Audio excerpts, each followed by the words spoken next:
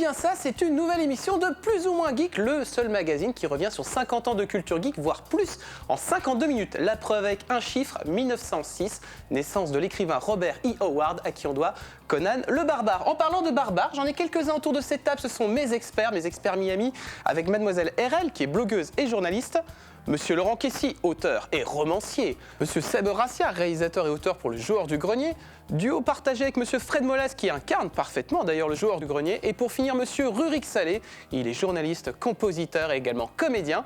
Et nous avons également François qui sera en duplex live avec nous depuis chez lui pour un nouveau talent web. François qui est toujours au top de sa forme. Ça, c'est François.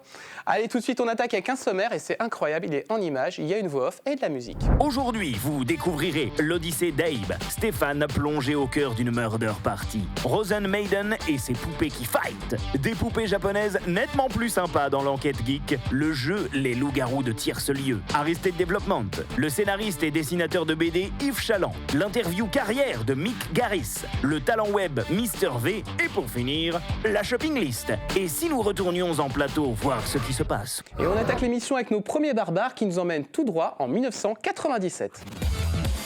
Rubrique jeux vidéo avec Fred et Seb. Eh ben voilà, moi je voulais vous parler de l'Odyssée d'Abe, un jeu culte sorti sur PlayStation. Un jeu magnifique à l'époque, tous les possesseurs de PlayStation y ont joué. Tout le monde a mis la main dessus et tout le monde connaît à peu près l'Odyssée d'Abe, même si voilà, personne n'a joué réellement. Donc on va regarder des images. C'est moi. Je m'appelle Abe. J'ai été élu. Donc il n'y a pas de problème de son, il parle réellement comme ça. Dans le jeu, tous ses congénères aussi ont une voix super aiguë. C'est le frère de Gollum.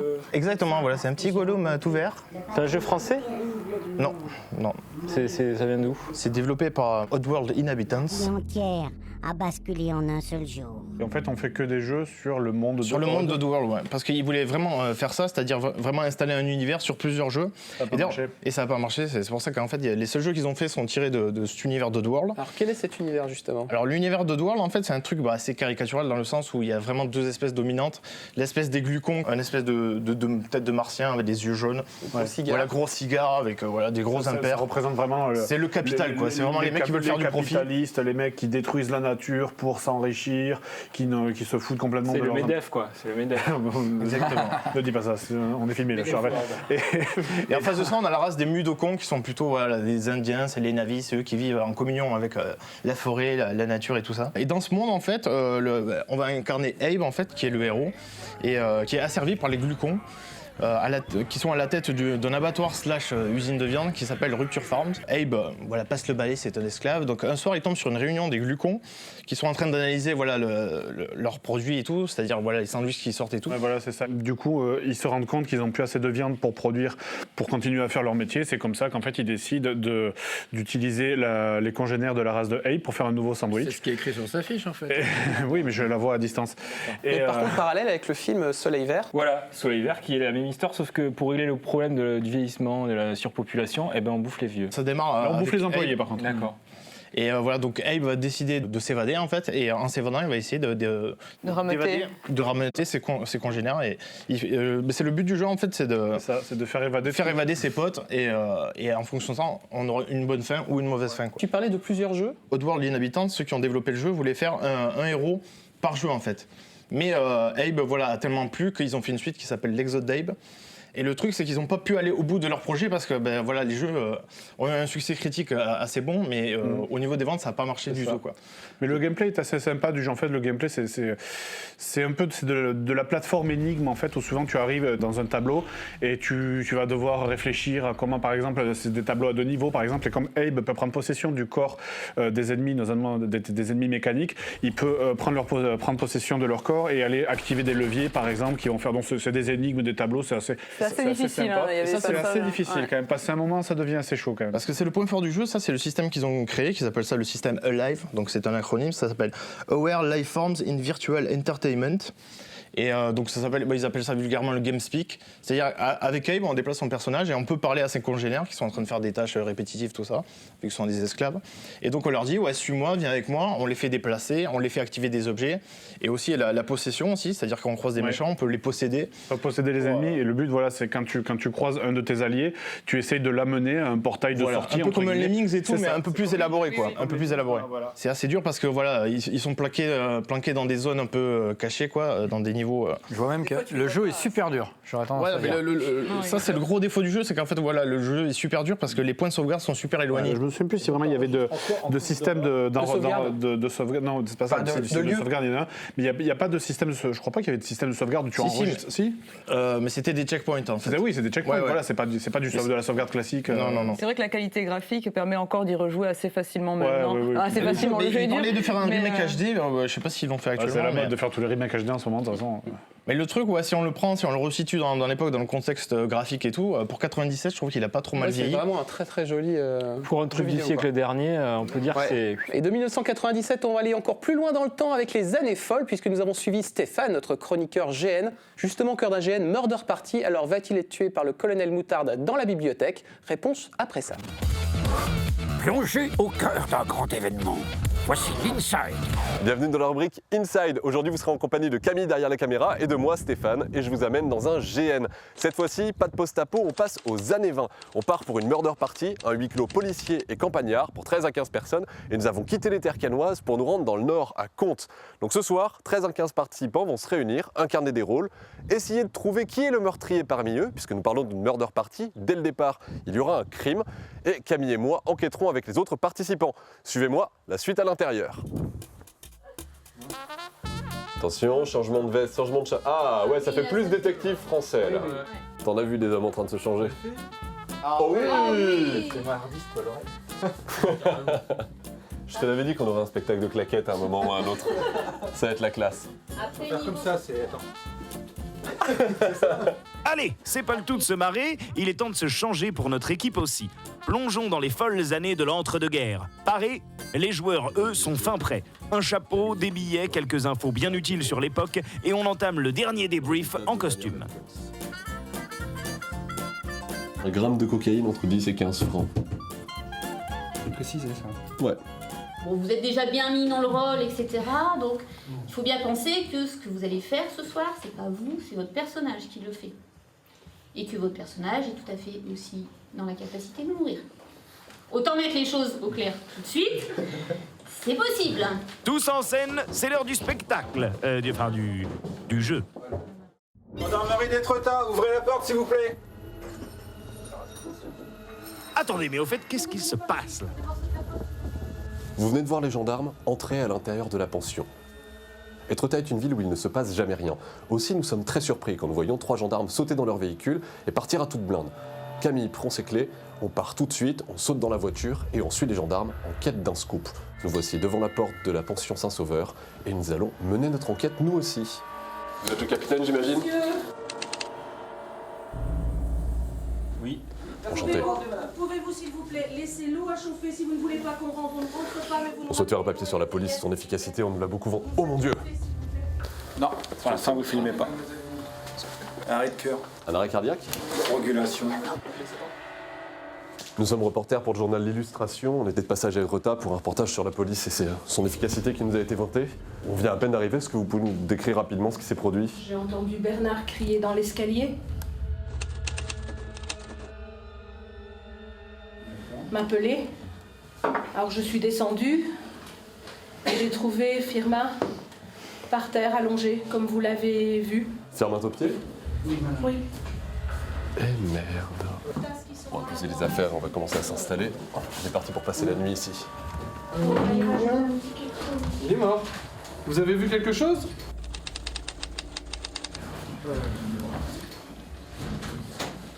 Retournez vous asseoir pour le moment. Qu'est-ce que tu regardes? La liste des habitants. Antonin Pelletier et on a leur date de résidence. Firmin Taupier était dans la chambre 7. Dans une murder party, les premières minutes sont décisives.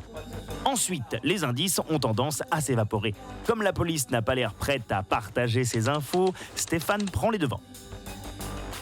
Pendant que le capitaine est occupé ailleurs avec les résidents, il note tout, inspecte les lieux en détail et commence à remplir ses poches d'indices et de clés, discrètement bien sûr.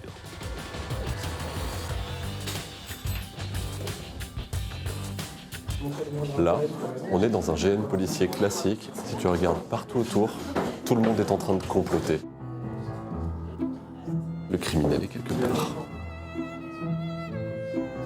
Observation, confrontation, analyse. Tu devrais appeler le capitaine pour nous. Il y a un sac ici et je n'arrive pas à savoir à qui il appartient. Personne ne semble l'identifier comme le sien. Madame Pillon, j'ai une question. Le sac qui se trouve là, vous savez à qui il appartient? Oui, sergent. Non? Capitaine, nous avons un sac ici dont nous ignorons à qui il appartient. Il est peut-être à la victime. Personne ne le reconnaît comme le sien. Si vous m'excusez, je vais aller voir ce qui se produit là-bas.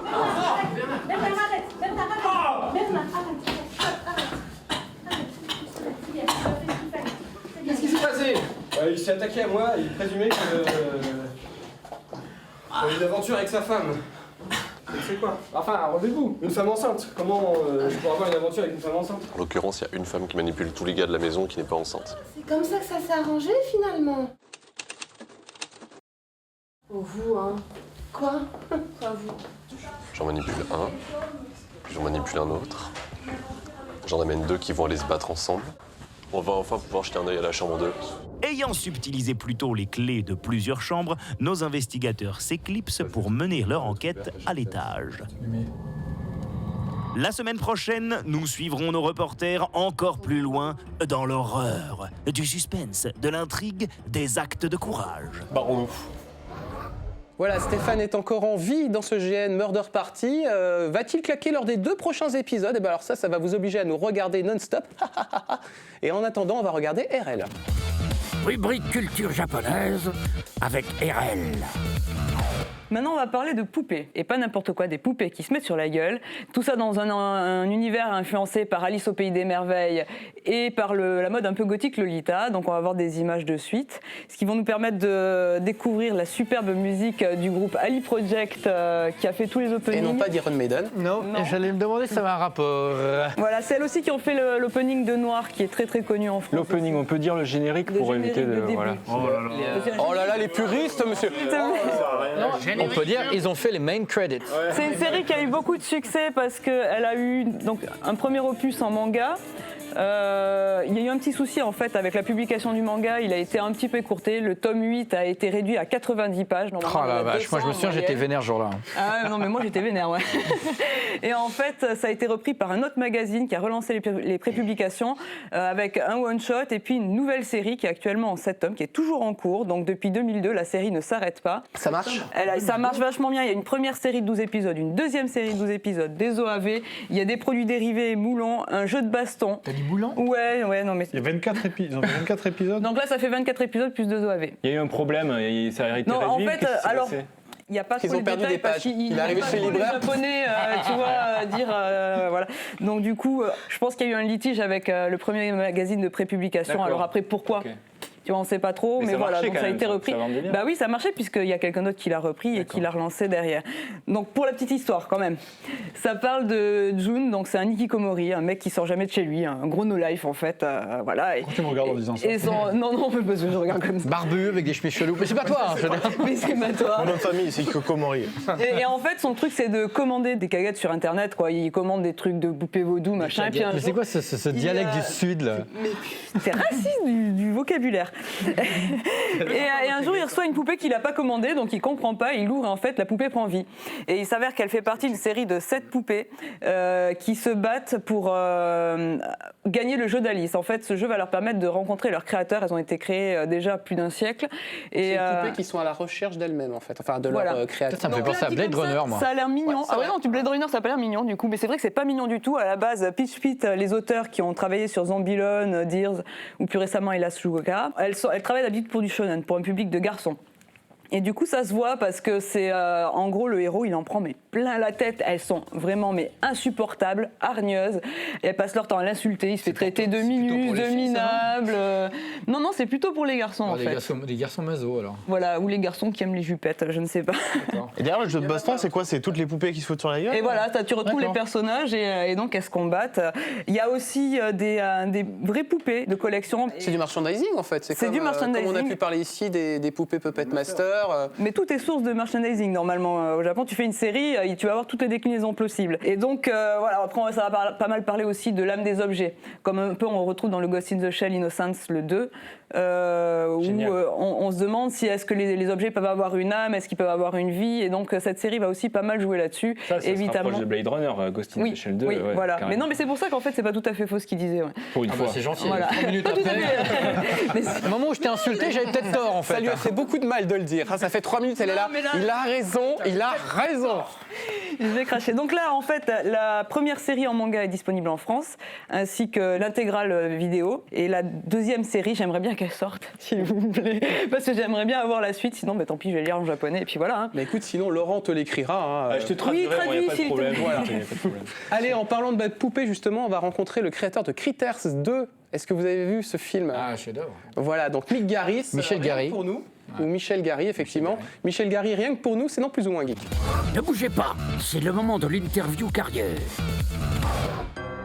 Attention, âme sensible. Il va y avoir des portes qui claquent, des bestioles pas sympas du tout, des aliens belliqueux. Et derrière tout cela, un réalisateur, un seul, lui, Mick Garris, à qui on doit une longue collaboration avec Stephen King. Il a pu rencontrer une multitude de maîtres du genre, à commencer par Steven Spielberg. Well, I started out as a writer, and Steven Spielberg was the first person to hire me to write for Amazing Stories, the TV series. And people were offering me a lot of different things as a writer, as a director, and that was the first feature film that was offered to me because I'd done Amazing Stories, and Critters has kind of a Spielberg feel to it. And because I worked for Spielberg, they thought I would be the right guy. And it was a lot of fun. I love that movie. I went back. They had a screening last year in Chicago of a bunch of 80s classic movies. And it was a giant old theater in Chicago filled with 800 people. And it was a huge response. It was laughter and jumps and screams.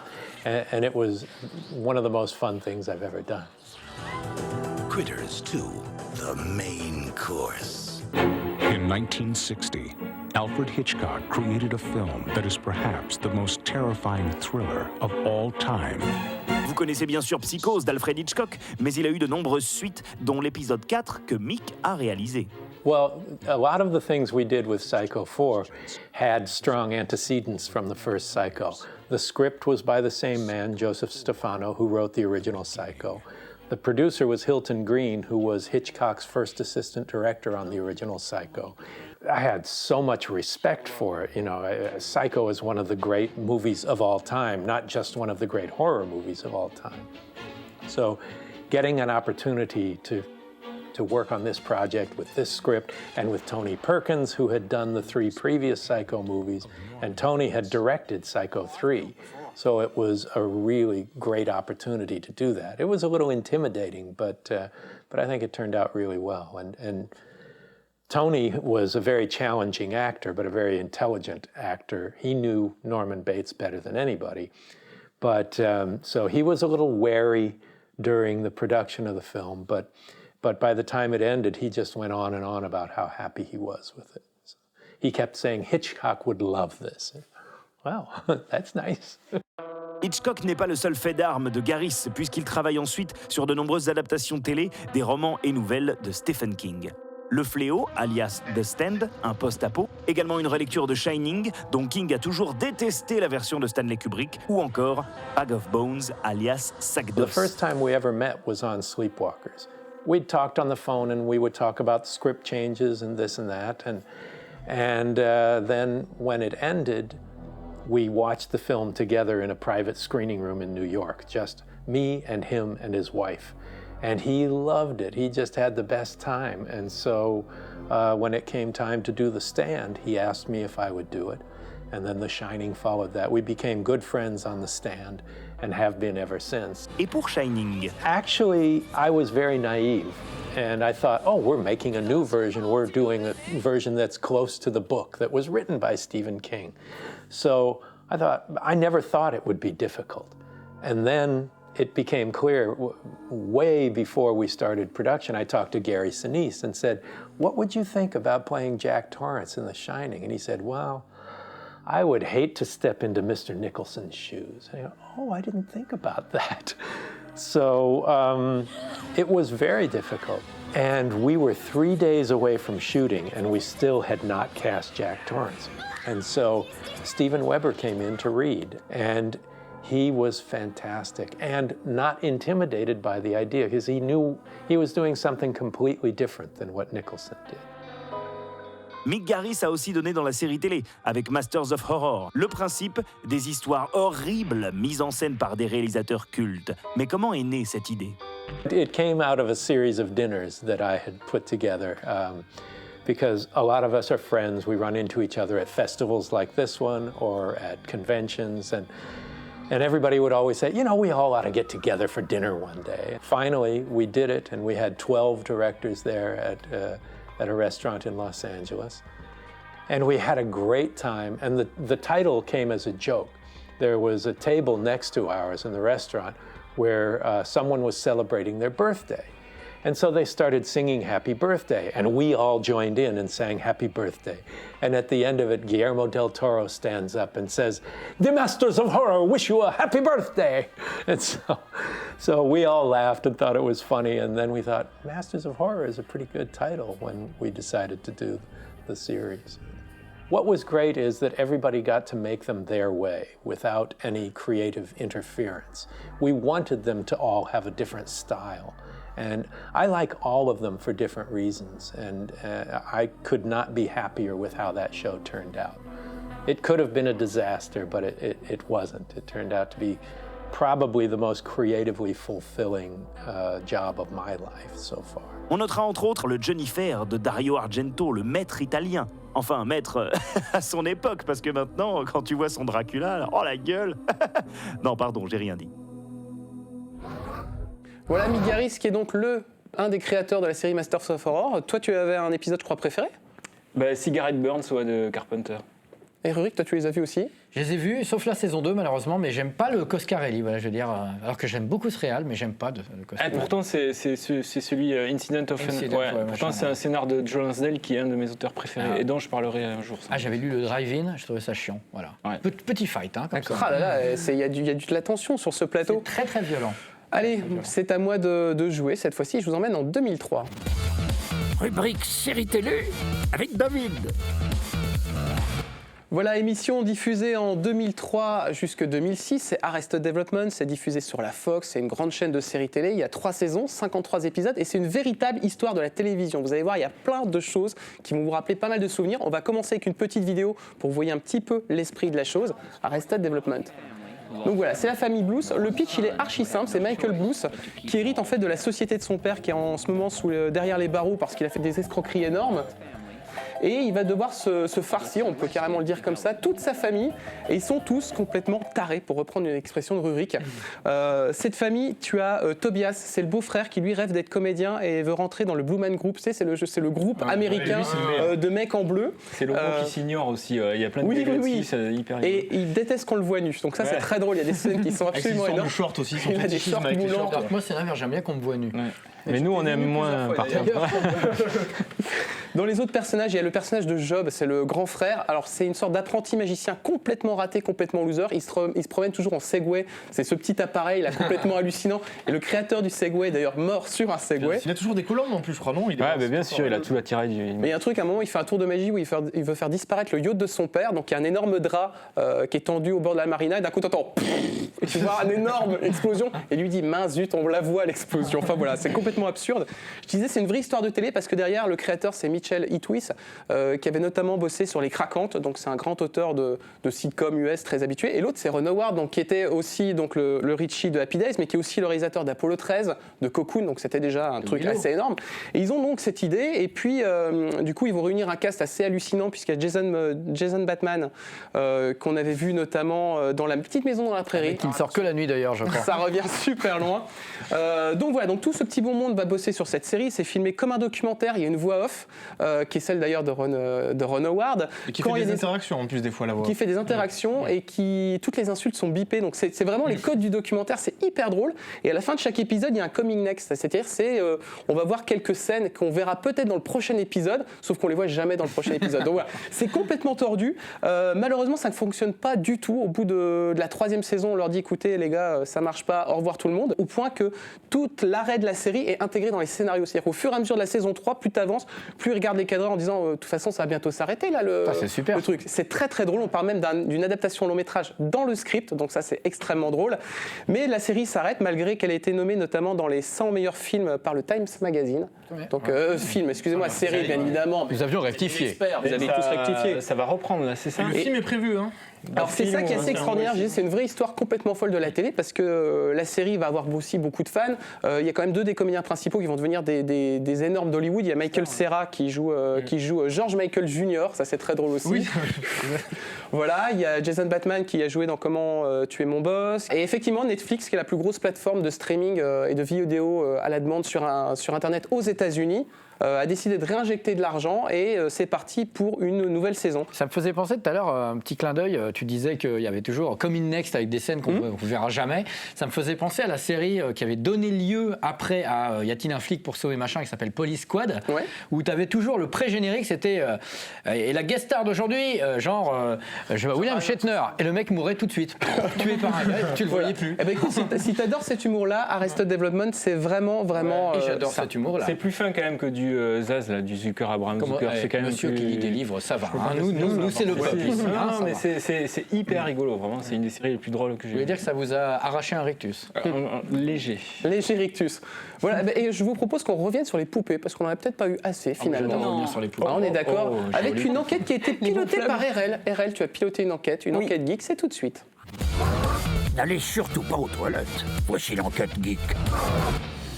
Quand on parle de poupées en Occident, on pense surtout à toutes ces figurines de plastique avec lesquelles jouent les petites filles, allant du poupon aux blondes décolorées et superficielles qui ne feront jamais Harvard. Bien entendu, ces jouets existent également au Japon.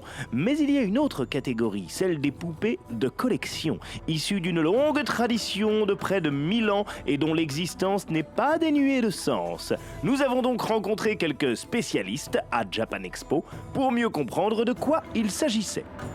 Daruma Ina Ningyo Kokeshi. Oula, il fait un petit peu flipper celui-là. 以前はおもちゃでしたけれども、今は主に、デコレーションdans une chambre.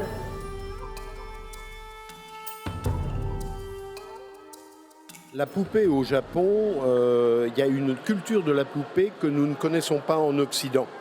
La poupée au Japon est avant toute chose quelque chose qui a une inspiration spirituelle, qui a une histoire, une philosophie. Et ça vaut pour tous les types de poupées. Les poupées japonaises auraient-elles une âme? Je vous laisse méditer sur la question. 日本では主にそのひな祭りと端午の節句が有名です。でそれは3月3日はひな祭りは女の子の節句で5月5日の方が端午の節句です。そちらは男の子のお祭りになります。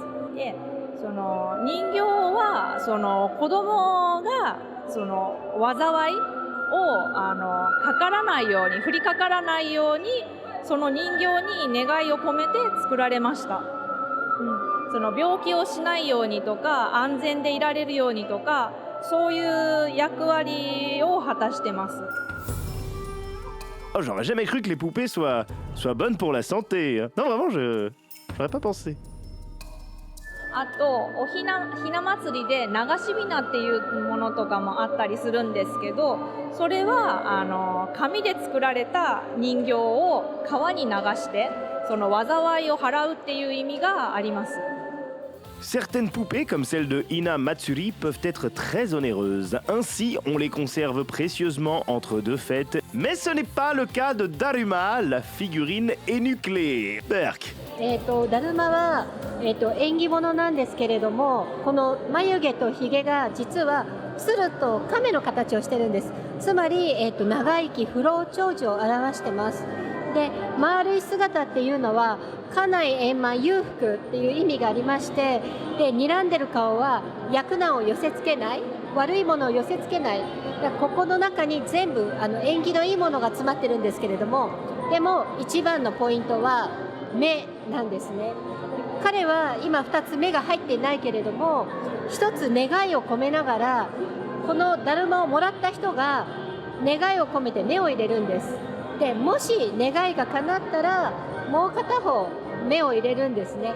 つまりもし自分の夢とか希望を諦めてしまったら、このだるまはずっと一つだけの目になっちゃうんです。それってかわいそうじゃないですか。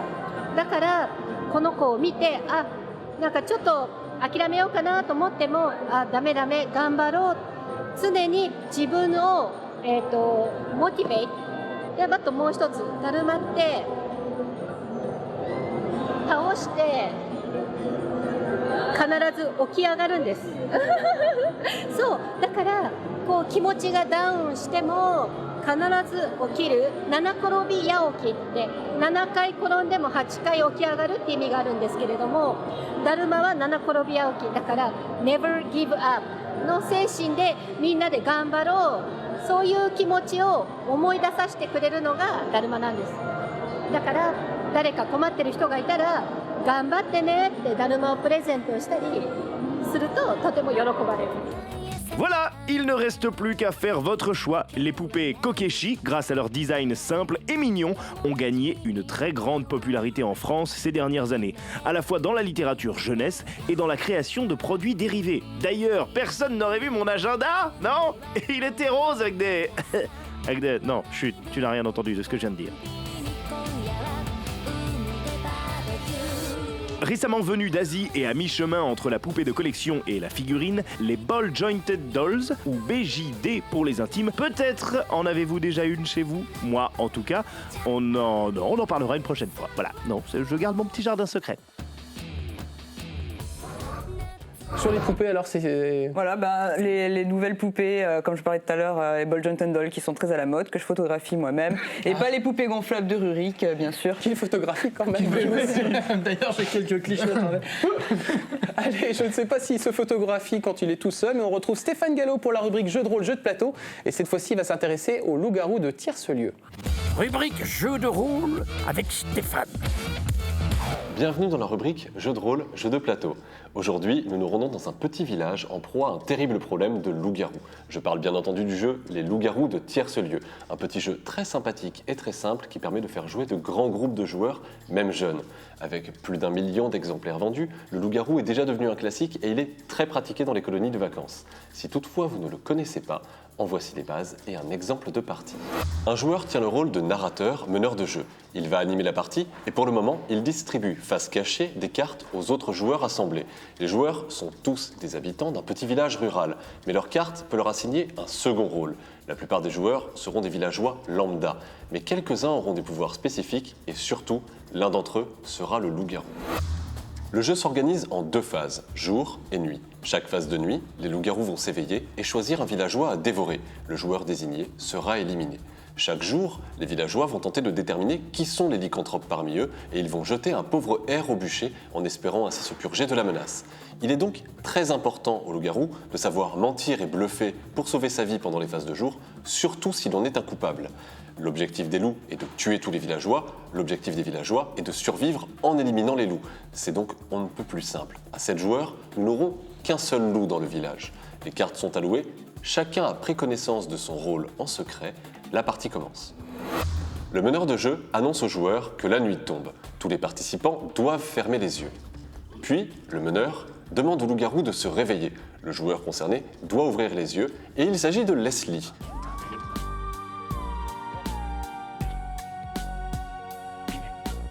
Elle va désigner sa victime pour cette phase.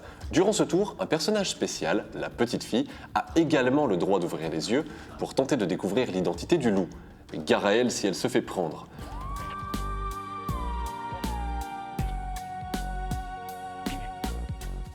Le loup hésite quant à sa cible. Pendant ce temps, le meneur fait un très bon travail puisqu'il veille à parler dans différentes directions, se déplace et fait tout pour ne pas faire savoir où se trouve le loup et à qui il s'adresse. Et pendant la petite fille vient d'être repérée. C'est Robin qui a cruellement manqué de discrétion. Leslie, le loup, a du mal à ne pas rire, mais son choix est maintenant fait. Elle le désigne et confirme. Elle referme les yeux. Le meneur éveille le village. Les villageois se regardent et découvrent tous ensemble l'identité de la victime de la nuit, Robin. Après 10 minutes de discussion, les villageois sont sûrs de leur coup, John et le loup.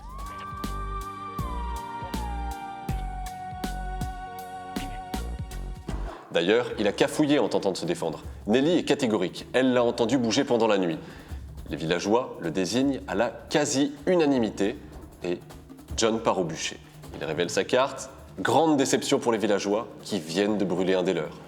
Le meneur annonce que la nuit tombe, tous les personnages ferment les yeux. Un autre personnage spécial va pouvoir faire son entrée, la voyante. Le village endormi, le meneur demande à la voyante de s'éveiller.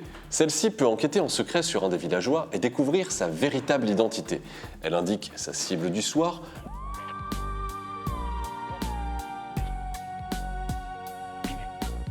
Beau travail du meneur au passage, qui continue à semer le doute en tripotant différentes zones de la table. Et l'enquête de la voyante vise Nelly. Nelly, qui se révèle n'être qu'une simple villageoise.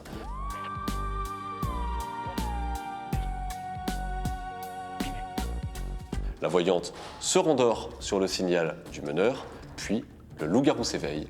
Il va désigner sa victime du soir. De longs débats opposent les villageois qui ne savent pas qui brûler. Il faut dire que Leslie se défend bien et qu'elle accuse Pauline.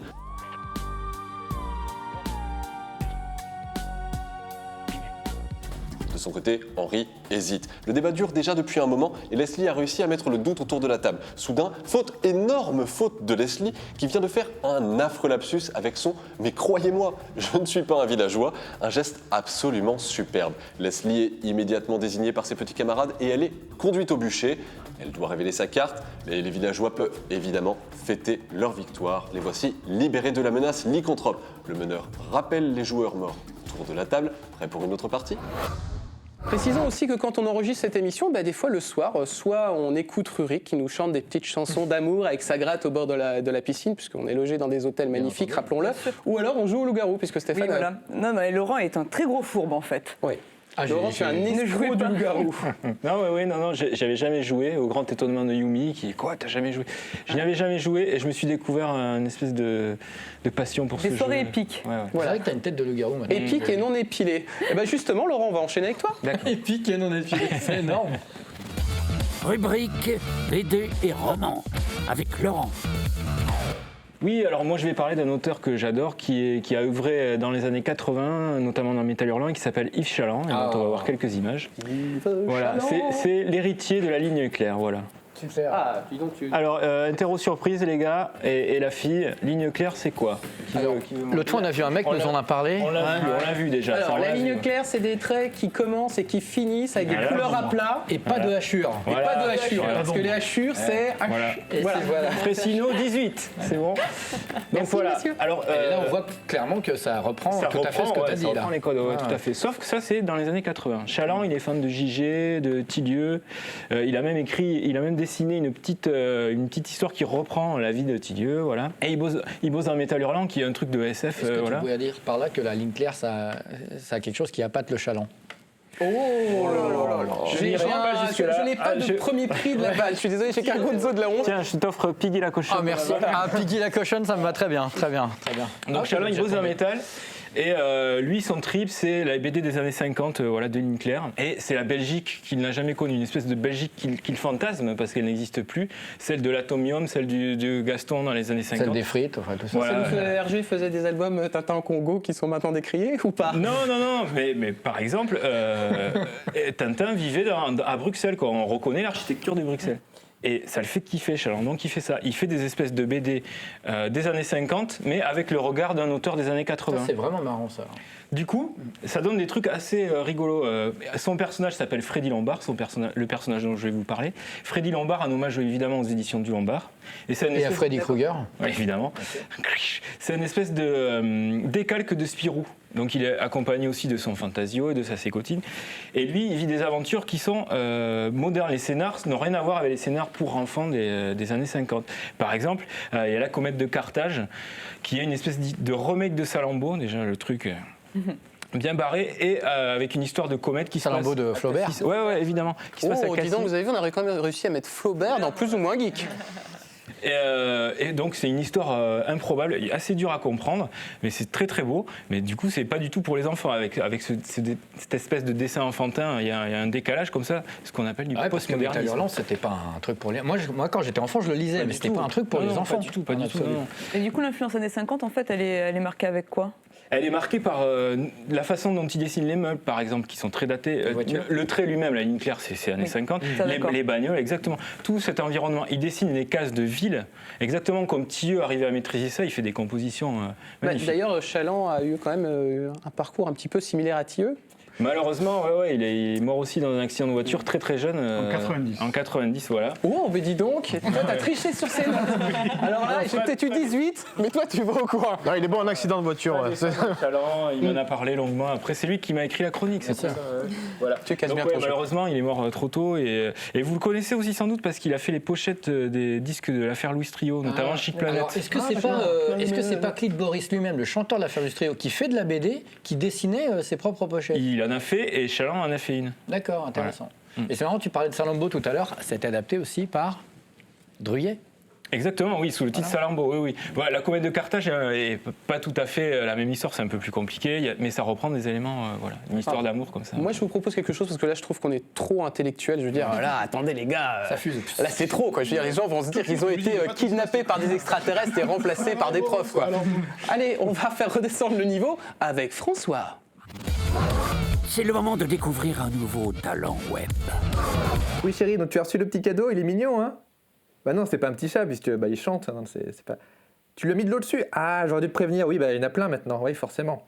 Bon, l'important c'est que tu... Ah, tu lui as déjà donné à manger après minuit. Ah non... Tout de suite, on regarde un nouveau talent du web, c'est Mister V. Je sais pas si t'as remarqué, mais dans la vraie vie, on se bat jamais comme dans les films, avec des mouvements coordonnés et tout. Notre journaliste d'investigation en plastique ou en mousse ou en polystyrène, comme vous préférez, a rencontré Mister V qui cumule près de 60 millions de vues sur le web. Tu constates ou quoi? Tu m'appelles, parle de... Ok. Et tes débuts comme podcasteur, comment ça s'est passé? Alors, déjà la première vidéo n'était même pas écrite.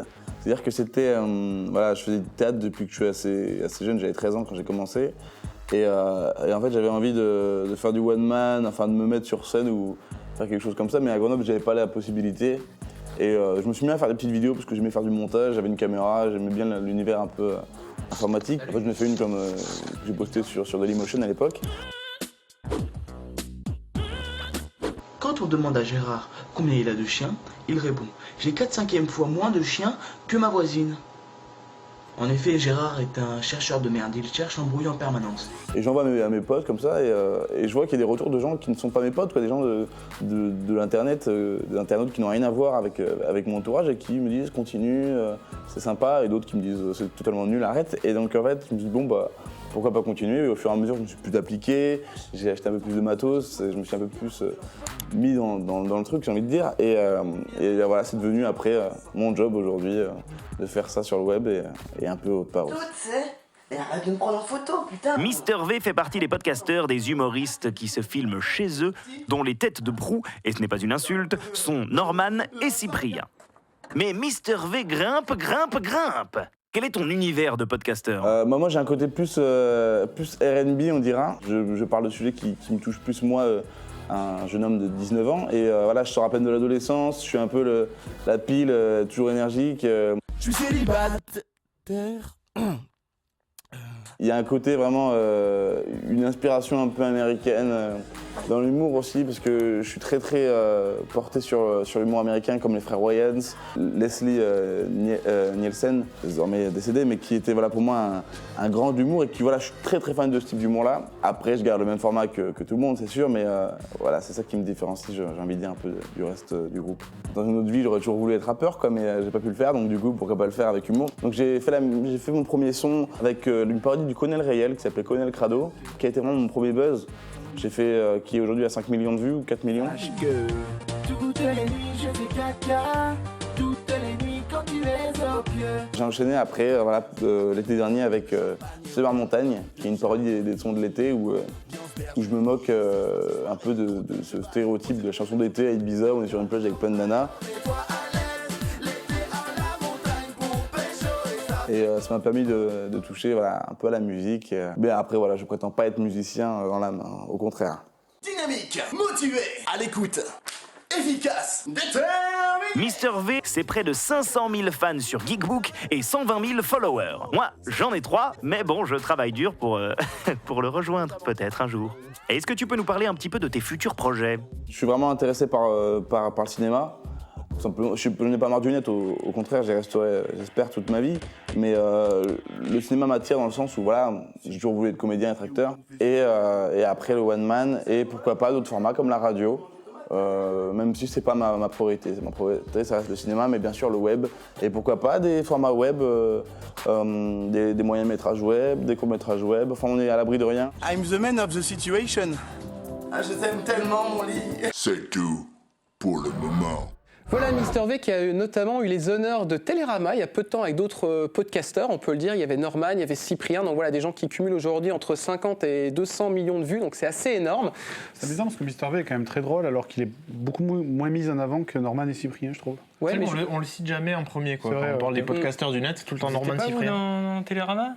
Non, nous on est dans. Ils ont fait Ils parlaient des mecs drôles en fait. Et surtout ils étaient dans Pif Gadget. Allez, on enchaîne avec la shopping list, l'ami Franck, c'est à toi. Tout de suite, la shopping list. Salut à tous et bienvenue dans la shopping list. J'ai reçu un mail récemment qui me demandait « Mais où est ta magnifique bibliothèque ?» Bah c'est simple, elle est dans l'espace. Salut! On va commencer par un petit DVD à se mater pépère à la maison. Blowout, c'est chez Carlotta Film et ça raconte l'histoire d'un preneur son qui va être témoin d'un accident pendant qu'il était en train de faire un enregistrement. Et c'est un film de Gérard de Palmas. Non. Et c'est un film de Brian De Palma. Chez Tonkam, vous pourrez lire 2 shonen de Mitsuru Adachi. QNA, c'est l'histoire sur un fantôme du passé, et Idol A, c'est une fille qui veut faire du baseball alors qu'elle est prédestinée à être mannequin. Pauline, la monteuse de l'émission, vous conseille de lire Les Mondes des Willan. Ça raconte l'histoire d'une petite fille qui est propulsée dans un autre monde où l'art du dessin et l'imagination sont des pouvoirs méga importants. Et ben moi, je dois vous avouer que dans la shopping list, l'art du dessin, c'est aussi quelque chose de fou parce qu'avec ça, je peux faire des transitions psyché. Cybermission, c'est chez Bayard Jeunesse, ça raconte l'histoire d'un accro des jeux vidéo qui va être recruté par un organisme pour manipuler des robots et retrouver des malfrats. C'est fou, hein? Si vous voulez un beau livre avec des graphismes très classe, je vous conseille Le Carnet de Cerises. C'est aux collections Métamorphose et même qu'à la fin du livre, vous pouvez dessiner ce que vous voulez. Moi, j'ai dessiné ça. Si vous n'en avez toujours pas marre des histoires de vampires revues et corrigées à toutes les sauces, vous pourrez lire La Maison de la Nuit chez Delcourt. Ça raconte l'histoire d'une fille qui va aller dans une école de vampires. Et moi, je me demande vraiment ce qu'on peut faire avec un master en vampirisme. Peut-être caissière dans un fast-food. La folle jeunesse du joueur du grenier. Bon, moi j'aime pas faire de la promo pour les potes, surtout quand on est en concurrence. Hein. Oui, en concurrence parce que moi je voulais sortir les folles aventures de Franck de la shopping list, mais les éditeurs n'ont pas voulu. Pas de chemise hawaïenne. Non mais n'importe quoi. Si vous êtes amateur de beaux dessins et de belles histoires, vous pouvez lire Les Contes de l'ère du Cobra. Voilà, c'est tout. Ah non, mais moi je considère que quand quelque chose est bien fait, il ne faut rien dire du tout. Bon, là je dis des choses, mais c'est vous qui me poussez à l'acte. Hein. Chez Panini Comics, vous aurez Civil War. Le monde des super-héros est bouleversé puisqu'une loi est passée où tous les surhumains doivent dévoiler leur identité. Certains garderont leur masque tandis que d'autres les enlèveront. Chez Mad Fabric, vous avez le choix entre 2 superbes BD. Il y a d'abord Kid Paddle Slim Project ou alors Game Over où vous incarnez l'avatar de Kid Paddle. Et voici un petit conseil de notre ami Laurent Kessy. Il vous propose Sillage, le tome 15 de Morvan et Buchet. Apparemment, s'il vous propose ça, c'est pas pour rien.